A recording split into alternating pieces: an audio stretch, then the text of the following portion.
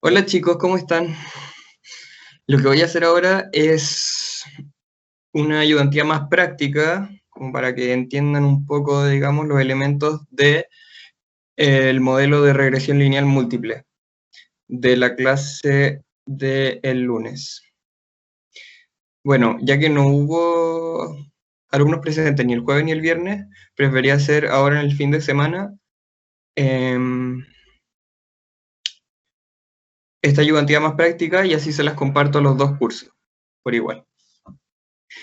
Ahora primero voy a partir hablando un poco sobre elementos que nombró la profe en clases para que entiendan un poco estas relaciones que hay entre las distintas variables que se presentan en la regresión lineal múltiple.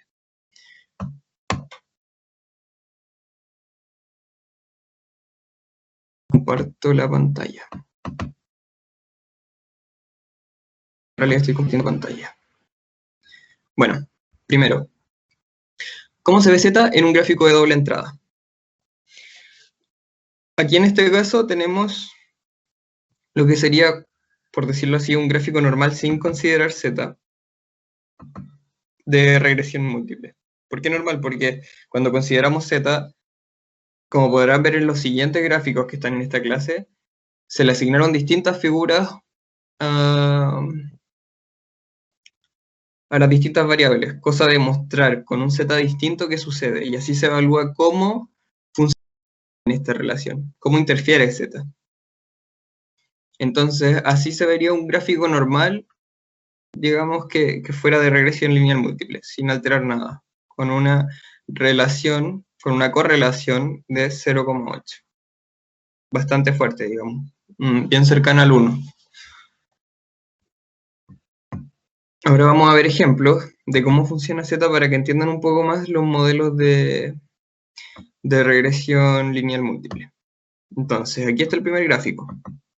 Como podemos ver, aquí dice, este es un gráfico de una regresión múltiple con tres variables, x, y y z, donde el valor de z coincide con la recta de regresión. Este es un caso donde x e y están fuertemente asociados, pero no tienen relación con z. ¿Por qué no tienen relación con z? Bueno, en este caso, como pueden ver, no hay solo puros triángulos, sino que hay distintas figuras. Hay unos signos más, o unas cruces, hay unos triángulos y círculos. ¿Qué sucede aquí? Aquí se cambió z. Están los valores de z que dan los círculos. Este es un gráfico, considérenlo como si fuera un gráfico x e y normal. Pero las distintas figuras que se agregan es cómo se relacionarían x e y con distintos z, o sea, cambiando los valores de otra variable que agregamos. En este caso, se dice que x e y están fuertemente asociados, pero no tienen relación con z. ¿En qué se parece este gráfico al anterior? Se parecen que es casi idéntico, solo que no hay puros triángulos, sino que hay distintas figuras. Entonces, ¿qué sucedió? Se mantuvo la correlación, se cambió z, y aún así al cambiar z, la línea sigue manteniendo la misma correlación. Y no se movió hacia ningún lugar. Eso significa que z no interfirió en el gráfico en absoluto. Sin importar que cambiáramos z, no interfirió. Luego tenemos el siguiente ejemplo, el ejemplo B. Aquí está. En este ejemplo, de nuevo están las tres variables, como les mencioné, con z cambiando las figuras para notar dónde se usa un z distinto. Y los valores que asume z dejan en evidencia que no existe relación entre x y z. ¿Cómo podemos notar que no hay relación entre x y z? Porque aquí las figuras no cambiaron la relación entre x y y, digamos la correlación que hay, la línea sigue manteniéndose similar, solo que cambió la altura de esta recta, cambió digamos que el punto de intersección con el eje Y. Entonces, ¿qué sucedió acá?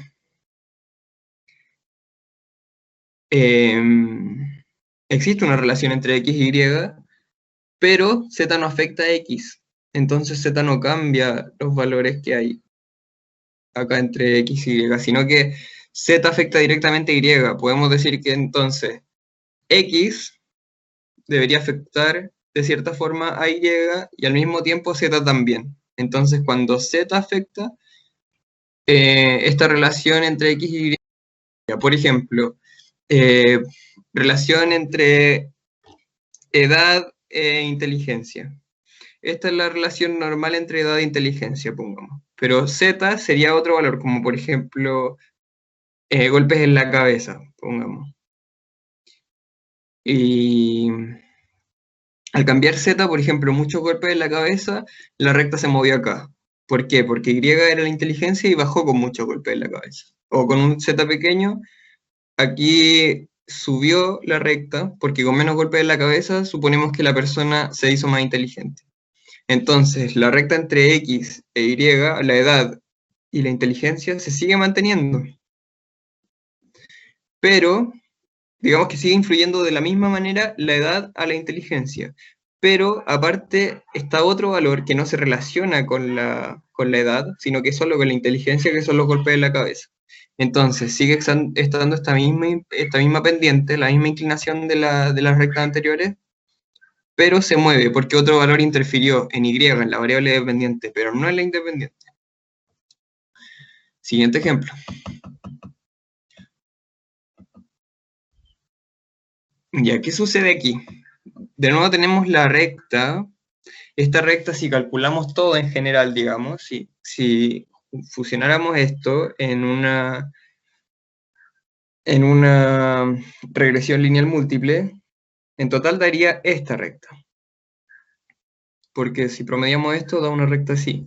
Pero al evaluarlo por separado, considerando distintos z, lo que podemos ver es que en realidad no hay una relación entre x y y. Como dice aquí, no existe relación entre x e y. ¿Por qué no existe relación entre x e y? Porque esta línea es horizontal. ¿Qué significa que esta línea sea horizontal? Acuérdense, z solo se ve en el cambio de las figuritas dentro, en el cambio de cómo afecta X a Y, pero no se ve aquí en las líneas, porque en las líneas en sí, digamos que aquí es como un gráfico normal, aquí va la X, aquí va la Y. Z cambia por dentro, con las figuras distintas que muestran distintos valores de Z y cómo afectan la relación entre X e Y. Entonces, en este caso, podemos ver que, claro, si uno lo ve en términos generales, existe una línea, como si se relacionaran estas variables, pero en el fondo, si entramos comparando zetas, podemos ver que está esta recta que les dije que es horizontal. ¿Y qué significa cuando tenemos un gráfico con X e Y y la recta es horizontal? Por ejemplo, si la variable dependiente, o sea, Y, en este lugar valiera 3, tuviera un valor de 3, sin importar cuánto avanzáramos en X, seguiría siendo una línea recta horizontal. Eso quiere decir que seguiría valiendo 3. Y si sigue valiendo 3 significa que no hay una relación. ¿Por qué? Por ejemplo, si vale 3, no sé, cantidades de goles que meto en un partido es Y. Y X es cantidad de bebidas energéticas que tomo. Si es que sin importar cuántas bebidas energéticas yo tome, no meto más goles en el partido, significa que no hay una asociación entre las bebidas energéticas y los goles que meto. Porque sigue valiendo 3, 3, 3, 3, siempre 3 goles, por ejemplo.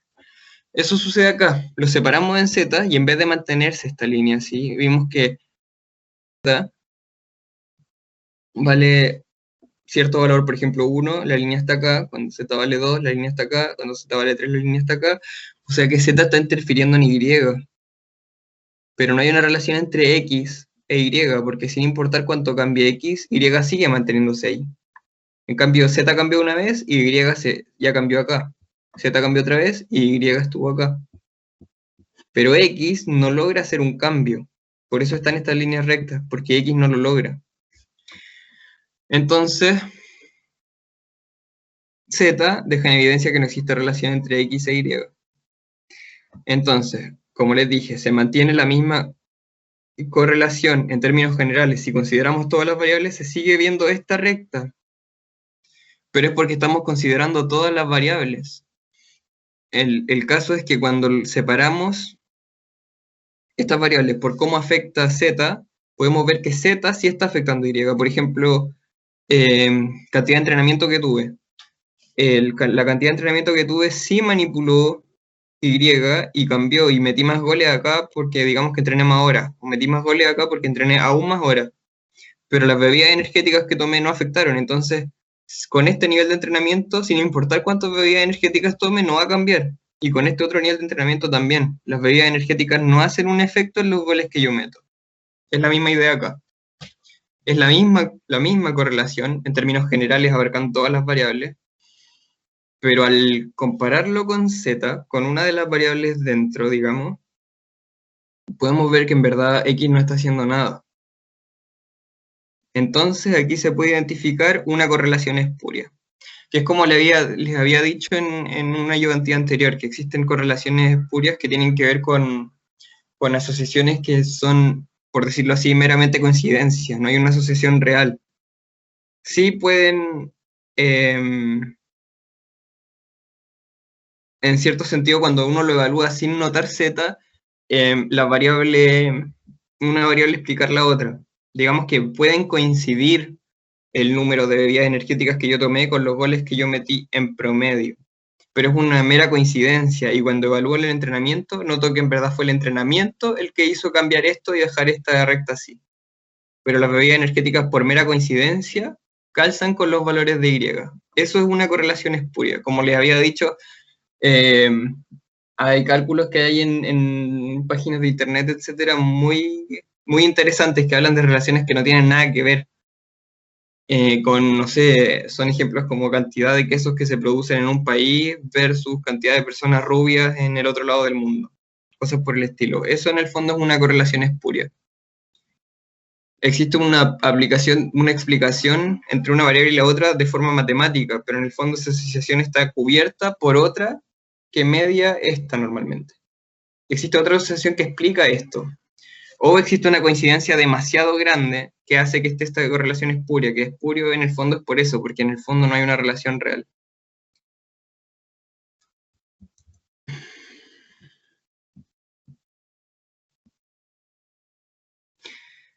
Y ahora tenemos el siguiente ejemplo de gráfico, el gráfico D. En este gráfico, los valores que sume Z dejan en evidencia que sí existe relación entre X e Y.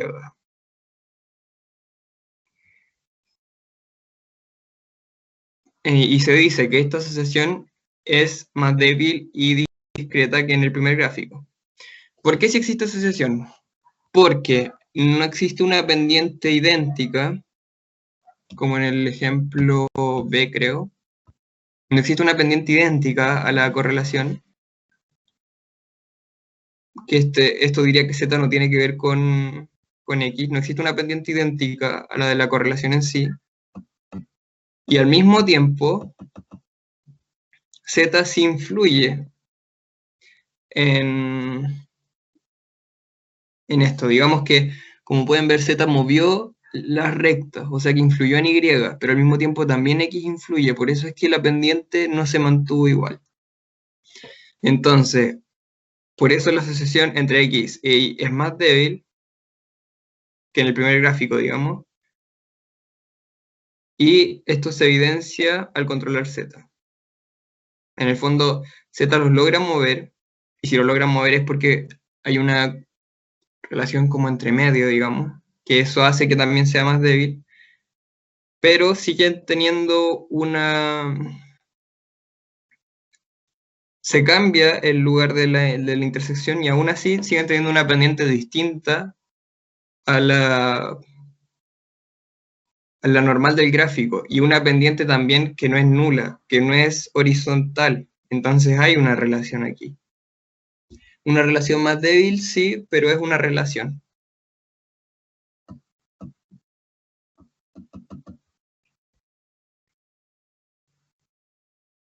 Bueno, aquí hay un ejemplo más como de cómo afectan las variables y uno de los ejemplos que le mostró la profe en clase. Yo voy a proceder a hacer algo similar, pero con un ejemplo que yo armé.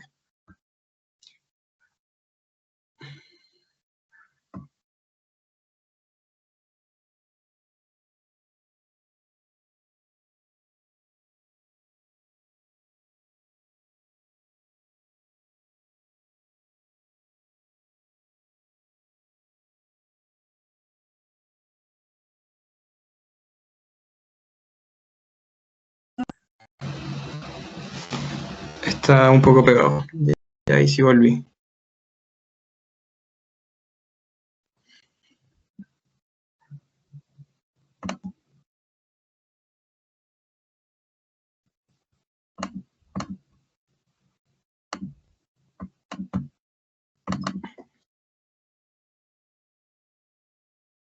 Les quiero mostrar.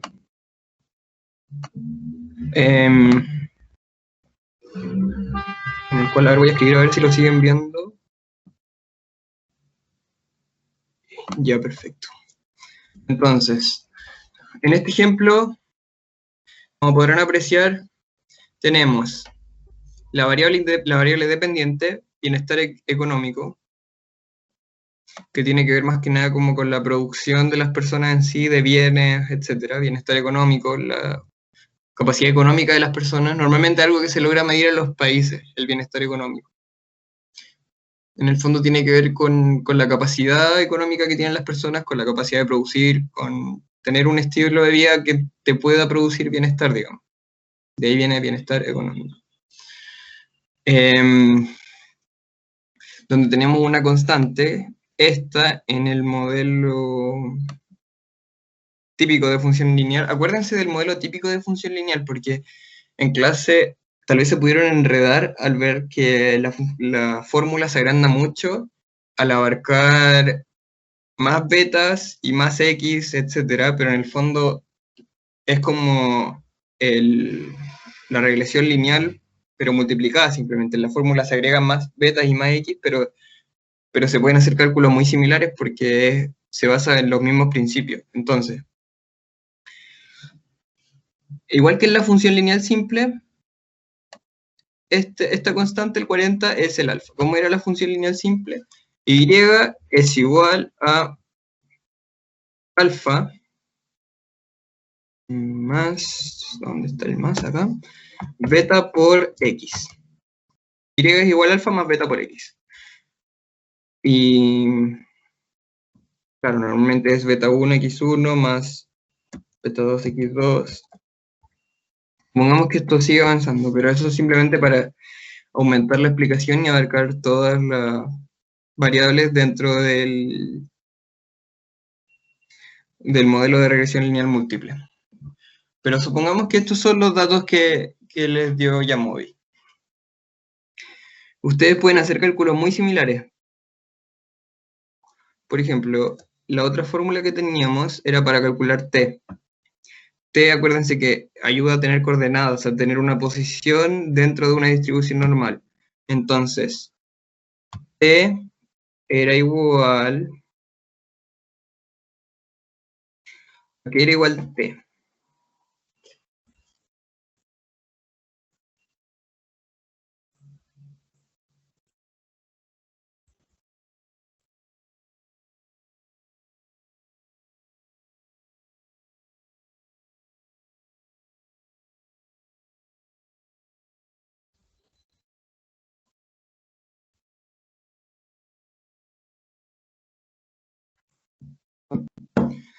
T es igual a... que tengo que contestar.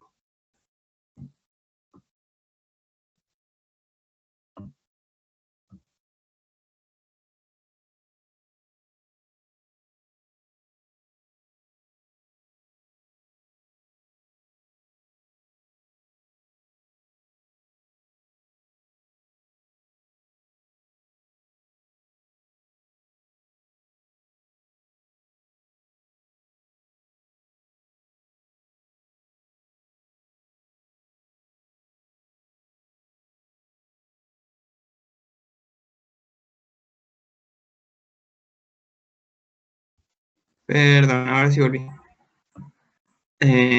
Ya. T es igual a beta partido el error estándar. Estándar error.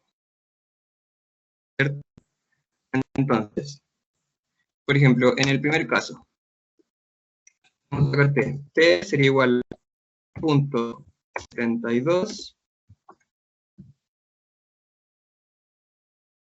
partido .0015.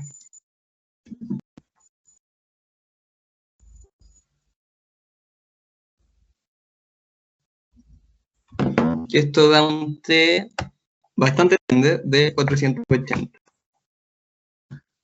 Después, p-valor. ¿Qué sabemos de p-valor? P-valor, acuérdense que se compara y que, o sea, se puede usar para compararlo con lo que sobra del intervalo de confianza que nosotros ocupemos, el nivel de confianza, digo.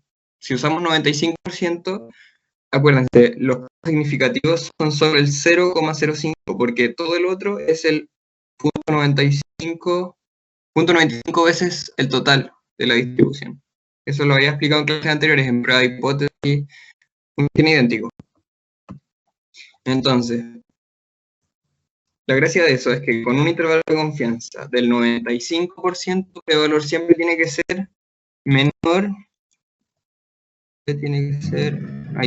menor que 0,05, porque desde ahí el valor sería significativo. Acuérdense que el valor parte desde la zona del rechazo, o sea que mientras más chico, más probable es que se acepte la hipótesis alternativa.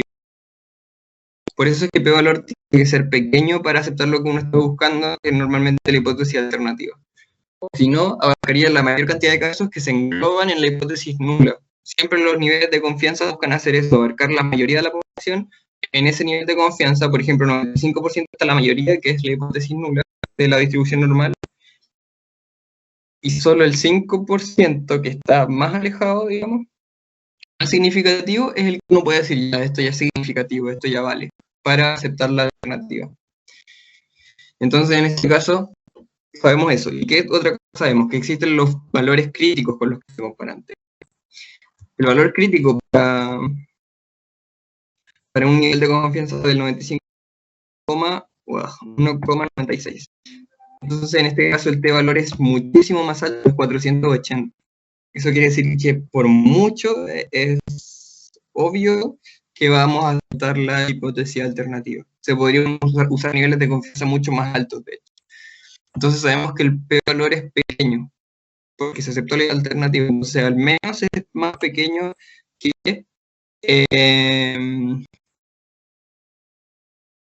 0,05. Al menos es más pequeño que 0,05.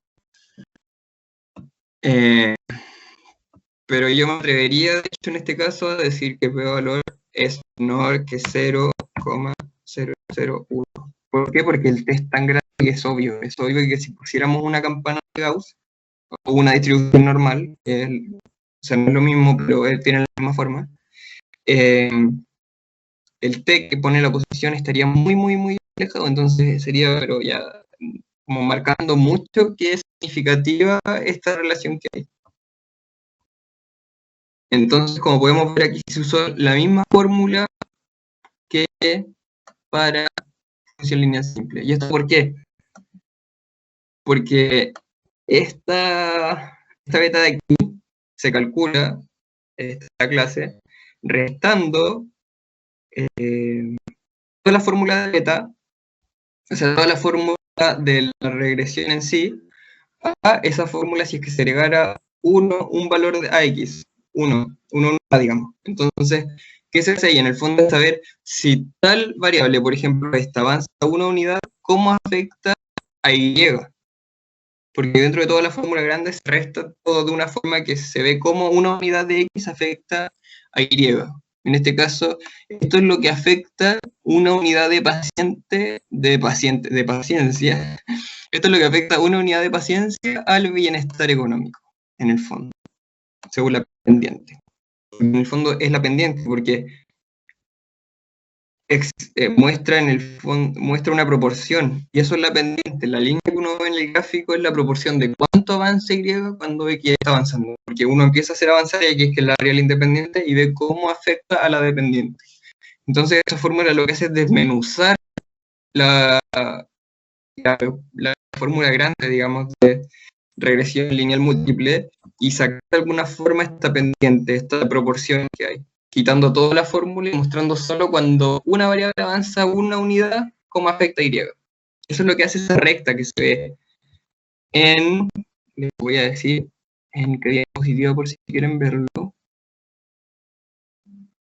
en la diapositiva, 28, 27, 28. Ahí pueden ver cómo afecta. Esa es la idea de lo que se muestra ahí. Poder encontrar una forma de desmenuzar esta fórmula y sacar beta.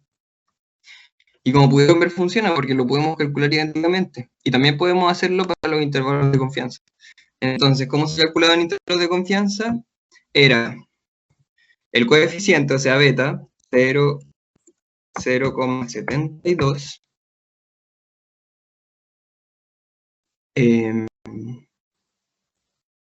Más o menos, voy a poner más primero, el valor crítico, que en nuestro caso, acuérdense, es 1,96, multiplicado por el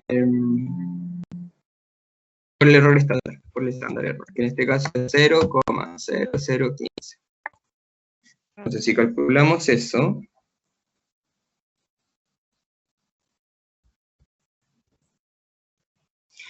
daría 0,72294.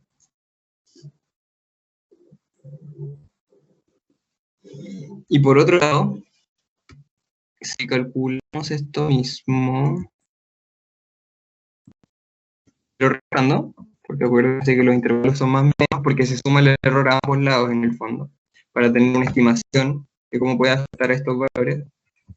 Ahora restando, da 0,71706. Entonces aquí podríamos calcular, igual que en la función lineal simple, luego de haber desmenuzado esto, el intervalo de confianza, que sería entre 0,71706 y 0,72294.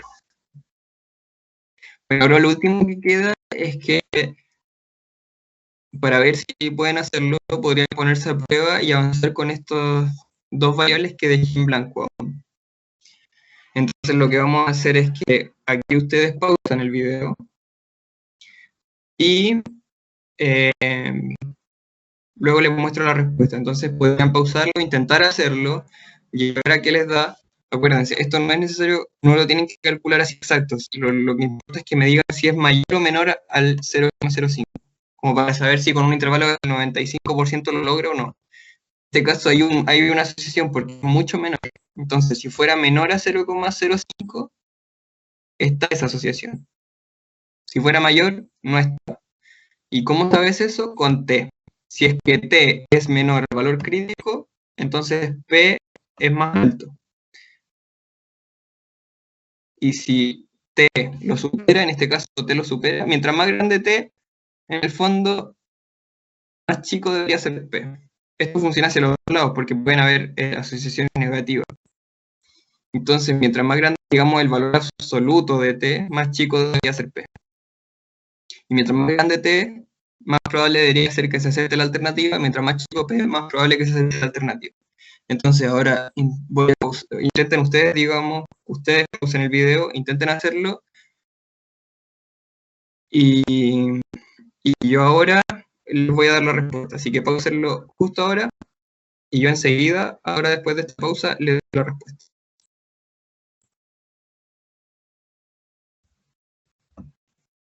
Bueno, como pueden ver aquí, les presento las respuestas que deberían haber tenido, para que practiquen un poco y vayan entendiendo que no es tan difícil y que se puede relacionar con lo que vieron anteriormente.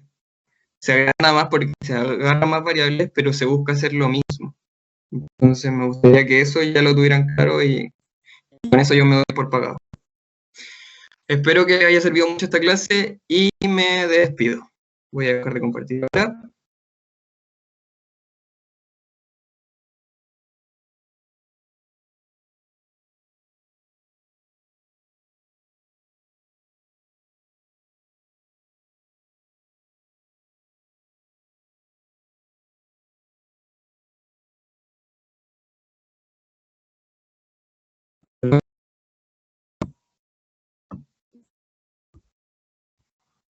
Ahora sí.